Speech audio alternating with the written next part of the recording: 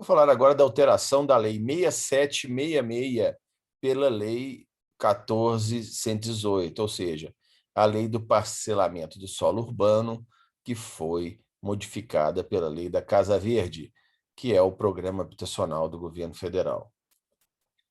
Considera-se empreendedor para fins de parcelamento de solo urbano o responsável pela implantação do parcelamento, o qual, além daqueles indicados em regulamento, poderá ser o proprietário do imóvel, o compromissário comprador, ou seja, aquele que se comprometeu a comprar através de um contrato, o cessionário, ou seja, aquele que obteve a cessão dos direitos, o promitente cessionário, ou seja, aquele que promete ceder a propriedade, ou foreiro. O imóvel foreiro é aquele que tem um administrador cuidando do espaço. Ele paga impostos e pode alugar e realizar construções. Então, ele utiliza o imóvel, não sendo, portanto, o proprietário, mas pode ser o empreendedor. Ele possui, nesse sentido, uma espécie de licença de uso. No caso, o dono do terreno que o foreiro utiliza, que pode ser uma casa, um apartamento, é geralmente o governo ou uma instituição,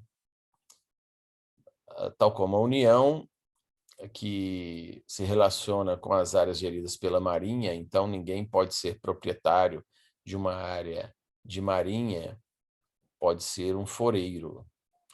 Os municípios também têm áreas as quais não podem particulares exercerem o direito de propriedade, apenas podem ser foreiro, e a Igreja Católica, também, que possui vários bens espalhados por todo o Brasil.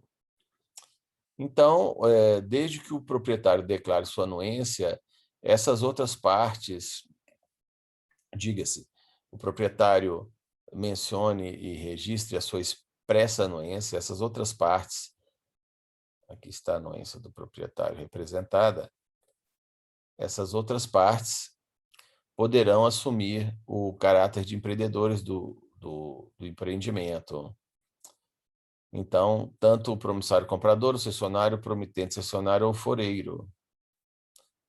Então, novamente, pode assumir a condição de empreendedores, as mesmas partes que nós estamos aí, novamente, passando os slides para efeito de fixação.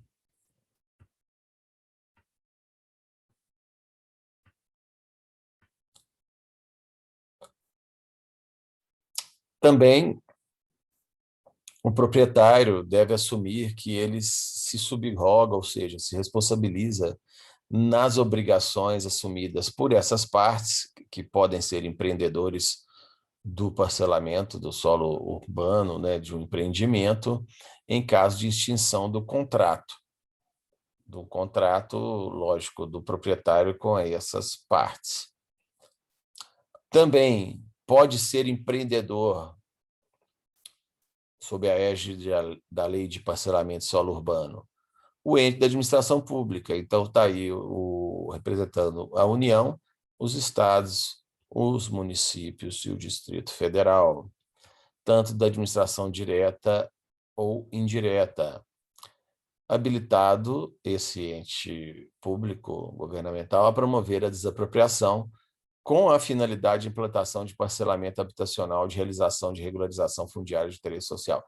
Ou seja, o Estado entra também para poder participar, não é, desse processo, visando justamente que se efetive o que é bom tanto para o governo quanto para os particulares que vão empreender, no caso, empresas, que podem também participar, o governo que vai resolver o problema social e aqueles, lógico, que vão usufruir, que vão ter melhores condições, em tese, desde que tenha ocorrido a regular emissão na posse.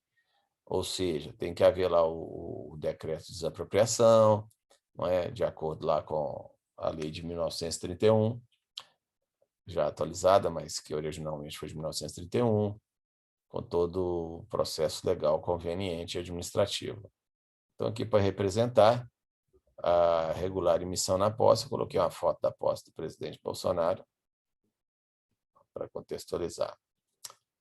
Também empreendedor na égide da lei de parcelamento solo urbano pode ser a pessoa física ou jurídica. Ou seja, o legislador abriu aqui uma série de hipóteses para que possam se congregar várias partes no sentido de viabilizar o empreendimento. Essa pessoa física ou jurídica contratada pelo proprietário do imóvel a ser parcelado ou pelo poder público para executar o parcelamento ou a regularização fundiária, em forma de parceria, justamente. Não é? Esse é o viés dessa modificação legislativa. Associação de forças para empreender a regularização e os empreendimentos em propriedades. Então, terão obrigação solidária, o proprietário e o governo, ou também o proprietário e a pessoa física ou jurídica, devendo o contrato ser averbado da matrícula do imóvel no competente registro de imóveis, ou seja, entre o proprietário e aquele que vai fazer o empreendimento. Então, vai estar aí devidamente averbado, está em uma matrícula contextualizando. Também pode ser empreendedora, cooperativa habitacional, associação de moradores. Já no viés social, quando autorizado pelo titular do domínio, também da mesma forma, pelo proprietário, ou titular, no caso, pode ser não ter a propriedade, mas ser o titular, ou associação de proprietários ou compradores que assumam a responsabilidade pela implantação do parcelamento. Então, pode ser justamente a cooperativa habitacional ou associação de moradores. Aprovado o projeto de loteamento ou de desmembramento, o loteador deverá submetê-lo ao registro imobiliário dentro de 180 dias, ou seja, já da aprovação, sob pena de caducidade da aprovação, acompanhado dos seguintes documentos: cópia do ato de aprovação do loteamento. Então, é isso que inovou agora a mudança legislativa de 2021 da Casa Verde e Amarela. Incluiu o inciso 5º na lei, e comprovante do termo de verificação pelo município ou pelo Distrito Federal, ou seja, da execução das obras consoante a legislação municipal, que incluirão, no mínimo, a execução das vias de circulação do loteamento, a demarcação dos lotes, quadras e logradouros, e também das obras de escoamento das águas pluviais. Então, esses 3 quesitos, não é?